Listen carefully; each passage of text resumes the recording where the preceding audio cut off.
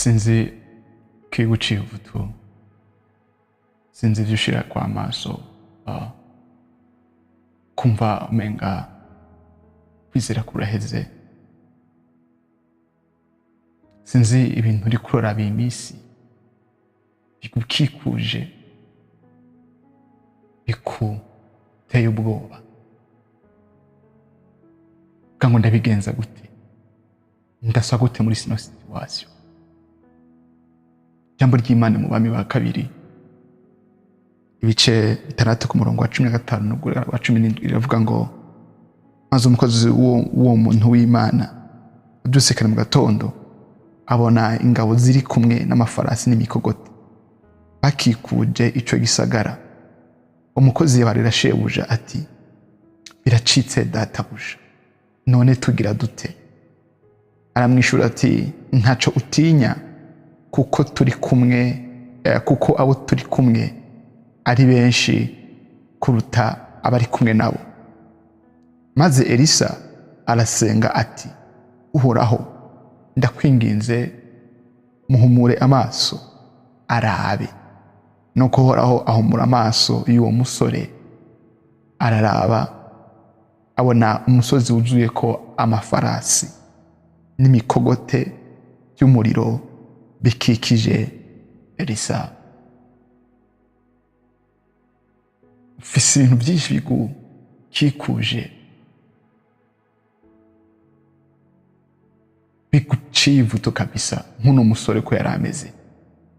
Ubwo izi ngabo z'Abasiriya zari zije gutera uno mukozi w'Imana Elisa, zikikuje igisagara, uyu musore ubwoba bwamuteye kubona izo ngabo, abaza Elisa ati, tubigenza gute? Biracitse turapfuye nta kibuza, ahantu tuharokoka. Yabonye ubwinshi bw'ingabo, abona uko baje bambaye nk'abiteguye kubagwanya kabisa. Nabo arabana abantu babiri, nta bigwanishwa afise, agira ubwoba bwinshi, nk'uko nawe uyu munsi ufite ubwoba bwinshi. Uri kuraba ibigukikuje, uri kuraba intambara zigukikuje, uri kuraba situation ziri imbere, zirindiriye kuzikemurisha inyishu kanaka, nawe utabona iyo ziva, ukagira ubwoba nk'uko uwo musore agize ubwoba. Urabishije amaso, agira ubwoba nk'uko umusore agize ubwoba arabishije amaso yiwe. Jambo ry'Imana ryatweretse ku murongo wa 16 ryatubwiye ngo ntaco utinya, kuko abo turi kumwe ari benshi kuruta abari kumwe nabo. Mwene data, ntaco utinya, ntaco ucika ivutu, ntaco vango karabaye, aho vyakabere nike ivyanje umunsi birarangiye.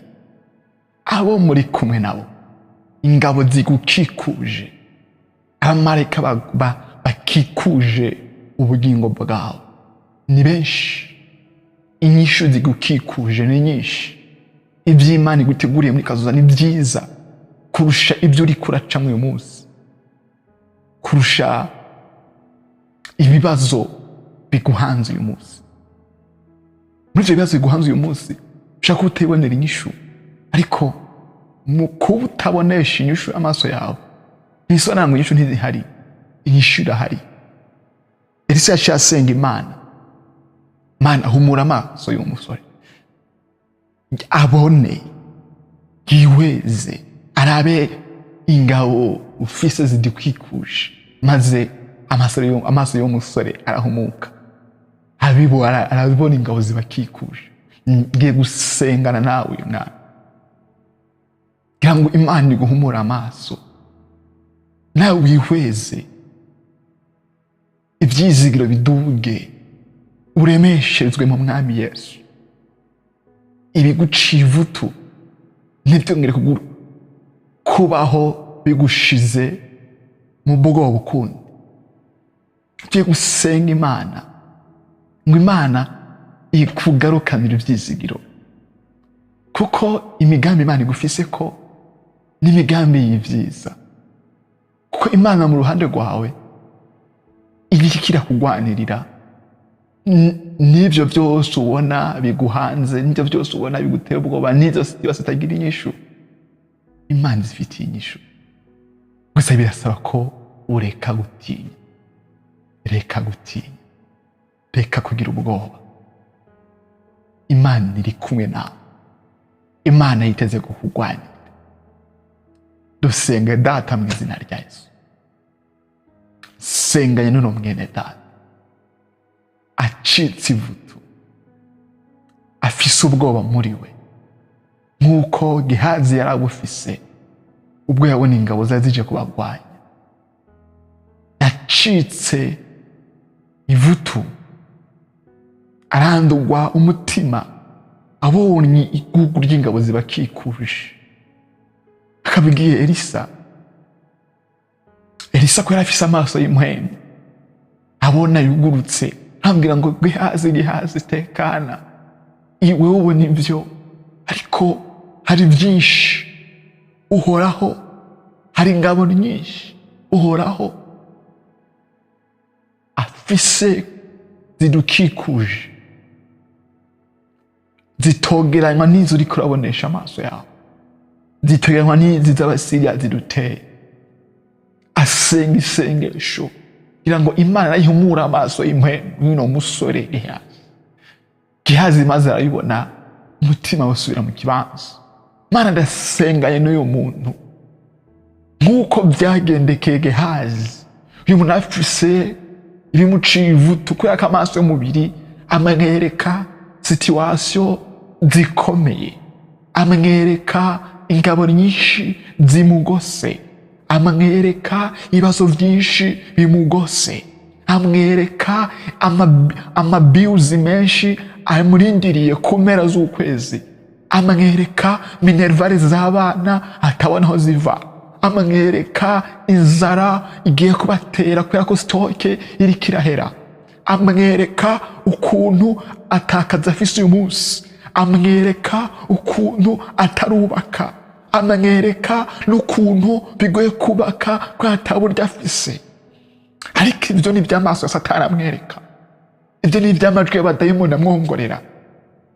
Ndasengeye uno muntu mu izina rya Kristo Yesu, nk'uko Elisa yasengeye Gehazi ngo amaso yiwe y'umuhema ahumuke, niko nanje nsengeye umuntu ngo amaso yiwe y'umuhema ahumuke, atahure impwemu yera muhishurire ibyo umutegure kumukorera, amwishurire ubutabazi ufise bumukikuje, maze ubwoba afise buhere, ugutinya afise guhere, ibyizigiro byiwe bizamuke.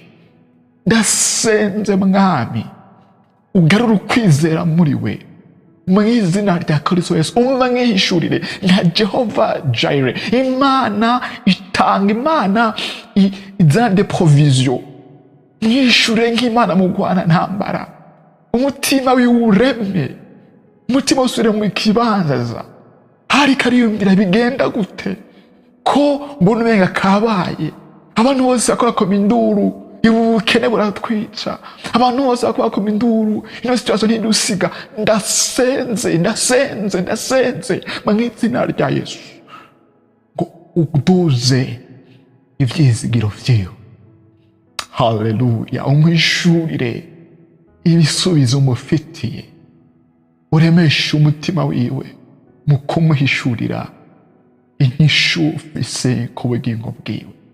Ndagushimiye mu izina rya Yesu Kristo, amen.